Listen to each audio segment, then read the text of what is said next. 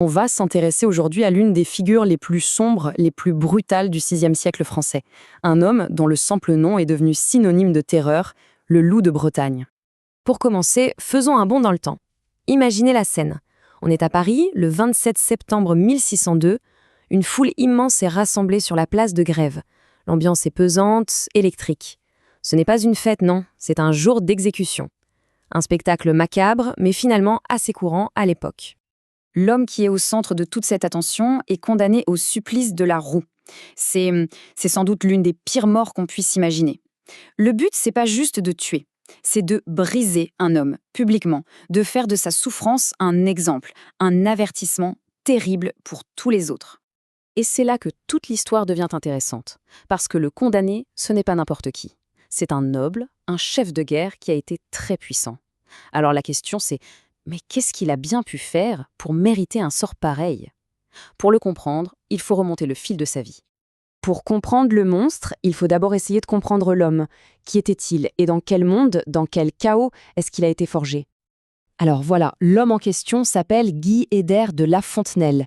Il est né en Bretagne vers 1573 dans une famille de la petite noblesse. Mais le détail le plus important, c'est vraiment l'époque. La France est alors complètement déchirée par les guerres de religion. C'est un chaos total qui va permettre à des hommes comme lui de s'épanouir par la violence. Très vite, on va lui donner un surnom qui lui collera à la peau, le loup. Et il semblerait que cette nature violente, il l'avait en lui depuis très jeune. Des chroniqueurs de l'époque, comme le chanoine Moreau, racontent que même quand il était étudiant à Paris, il était déjà connu pour sa brutalité. Il montrait, je cite, des indices de sa future vie dépravée. Le ton est donné. Son ascension va être fulgurante. À 18 ans à peine, il voit la guerre comme une opportunité en or. Il ne se bat pas vraiment pour la religion ou la politique, non. Il se bat pour lui-même, pour le pouvoir et la richesse. Il rassemble une bande de partisans et commence à piller, à terroriser la région.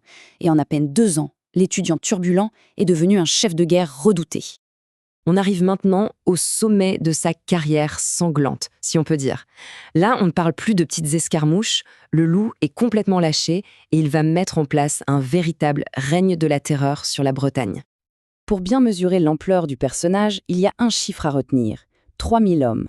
La Fontenelle n'est pas un petit bandit de grand chemin. Non, il est à la tête d'une armée privée de 3000 hommes. C'est une force considérable pour l'époque, capable de rivaliser avec les armées régulières. Cette citation, elle en dit long sur sa personnalité. Il n'a peur de rien, ni de personne. En 1592, il menace carrément un député qui avait osé le critiquer. C'est l'arrogance totale d'un homme qui se sent au-dessus de toutes les lois.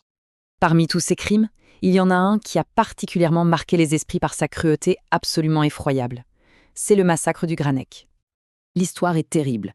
Il occupe un château, le château du Granec, et plus de 1000 paysans, excédés par ces pillages, décident de se révolter. Ils font le siège de la forteresse. La réponse du loup, elle est d'une brutalité inouïe. Il lance une contre-attaque surprise et c'est un carnage. Le bilan, 800 morts. Mais le massacre, ça ne lui suffit pas. Il va pousser la cruauté encore plus loin. Il interdit aux familles de venir chercher les corps pour les enterrer. Pour l'époque, c'est une offense suprême. Il laisse les cadavres pourrir sur place, dévorés par les bêtes. C'est une démonstration de pouvoir absolu, un mépris total pour la dignité humaine. Tout chef de guerre a besoin d'une base, d'un repère. Celui de La Fontenelle, c'est une île. Et c'est là, dans sa forteresse, qu'il va commettre un de ses crimes les plus personnels et peut-être les plus choquants.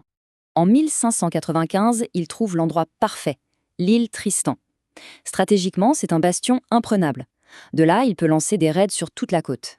Il y installe près de 800 hommes et devient le maître incontesté de la région. Et c'est sur cette île qu'il commet l'infamie. Invité chez un seigneur local, il trahit la loi sacrée de l'hospitalité. Il enlève la belle-fille de son hôte, une petite fille de 9 ans, Marie le Chevoire. Pourquoi elle? Parce qu'elle est une riche héritière. Il l'emmène de force sur son île forteresse et l'épouse. Mais attention, la vérité historique est peut-être plus complexe.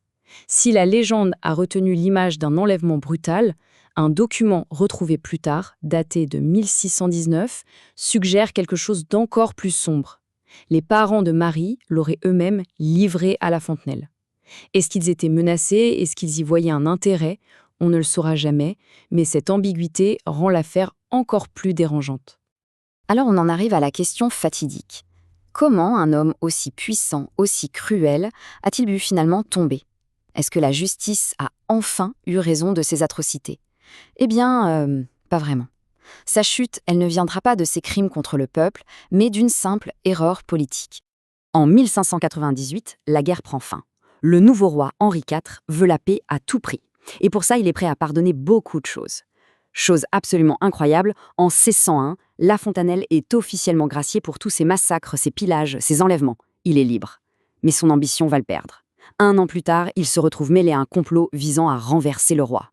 Et là, le crime dont on l'accuse, c'est très différent. Ce n'est plus un crime contre les habitants de la Bretagne. C'est un crime de lèse-majesté, une trahison directe contre la couronne. Et ça, pour un roi comme Henri IV, c'est impardonnable. L'ironie de son destin est tragique, et surtout très révélatrice de l'époque. Pour des années d'atrocités qui ont dévasté une région entière, il obtient le pardon royal. Pour un seul complot politique, il est condamné à mort. La justice du roi avait des priorités bien à elle. Et nous revoilà à notre point de départ, sur cette place de Grève à Paris. La Fontenelle est exécuté non pas pour avoir été le loup de Bretagne, mais pour avoir osé défier son roi. La roue brise le corps de l'homme qui, lui, avait brisé toute une région. Alors au final, que faut-il retenir de cette histoire? Est-ce que La Fontenelle n'était que le produit d'une époque, d'une violence inouïe où les pires atrocités étaient presque normales? Ou bien est-ce qu'il y avait en lui une noirceur, une cruauté bien à lui qui dépassait même les standards de son siècle? Sa vie nous laisse avec cette question sur la nature du mal et sur cette ligne très fine qui sépare parfois l'homme du monstre.